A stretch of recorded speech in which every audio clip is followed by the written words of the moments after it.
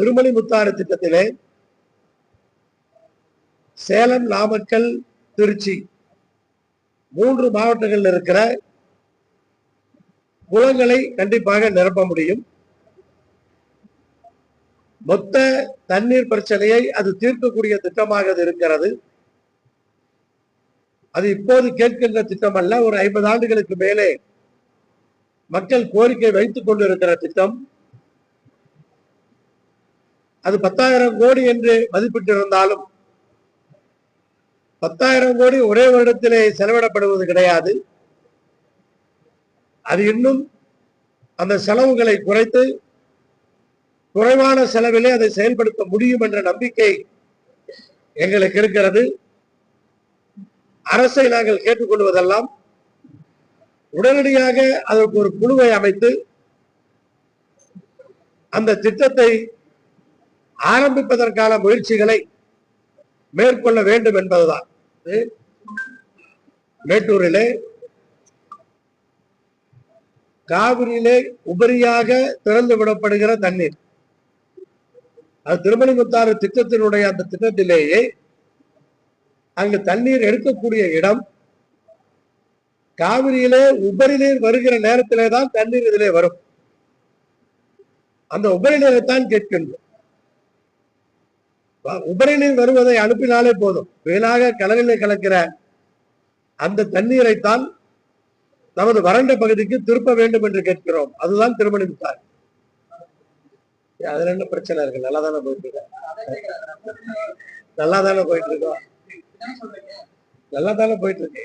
அதாவது எத்தனை தொகுதிகள் என்பதெல்லாம் கூட்டணிக்கு தலைமை ஏற்கின்ற கட்சியினுடைய தலைவரிடத்திலே கேட்க வேண்டிய விஷயங்கள். அதை பத்திரிகையாளர் சந்திப்பிலே சொல்லி அதுல ஒரு அழுத்தத்தை உருவாக்குவதற்கு எப்போதும் நாங்கள் விரும்புவது கிடையாது. அதை பற்றிய பேச்சுக்களை பத்திரிகையாளர் சந்திப்பில் எத்தனை தொகுதி என்றெல்லாம் நாங்கள் பேசுவது கிடையாது. எல்லாரும் தான் இப்ப யாரு கொங்கு மண்டலத்தை டார்கெட் பண்ணல. எந்த கட்சி கொங்கு மண்டலம் வேண்டாங்கிறாங்க? அதிமுக கொங்கு மண்டலத்தை டார்கெட் பண்ணலையா? திமுக கொங்கு மண்டலத்தை டார்கெட் பண்ணலையா? எல்லாருமே கொங்கு மண்டலத்துல எல்லா தொகுதிகளையும் வெற்றி பெற வேண்டும் என்றுதான் இன்றைக்கு வேலைகளை செய்து கொண்டிருக்கிறோம். அதனால ஒரு கட்சி மட்டும் தனியாக அதை குறிவைக்கிறார்கள் என்று அவர்கள் எதுவும் சொன்னதாக எனக்கு தெரியவில்லை. நாமளே ஏதாவது உருவாக்கி பேசுவதுதான். அது ஒரு சலசலப்பாக நான் பார்க்கவில்லை. இதுவெல்லாம் தேர்தலுக்கு முன்னால் நடக்கின்ற விஷயங்கள் தான். அவர்கள் தான் தெளிவாக சொல்லிவிட்டார்கள். நாங்கள் திராவிட முன்னேற்ற கழகத்தோடு பேச்சுவார்த்தை நடத்துவதற்கு குழுவை போட்டுவிட்டோம். அந்த குழுவும் அறிவாலயம் சென்று சந்தித்து விட்டு வந்து விட்டது. இதுல என்ன பிரச்சனை என்று அதனுடைய மாநில தலைவர் கேட்கின்றார். காங்கிரஸ் கட்சியினுடைய தமிழ்நாடு பொறுப்பாளர் பத்திரிகையாளர் சந்திப்பில் பேசுகிறார். சும்மா பரபரப்பை ஏற்படுத்துறதுக்காக எதையாவது பேசுறதுல எந்த பிரயோஜனம்? சம்பந்தப்பட்டவர் அதை பத்தி பேசவே இல்லை.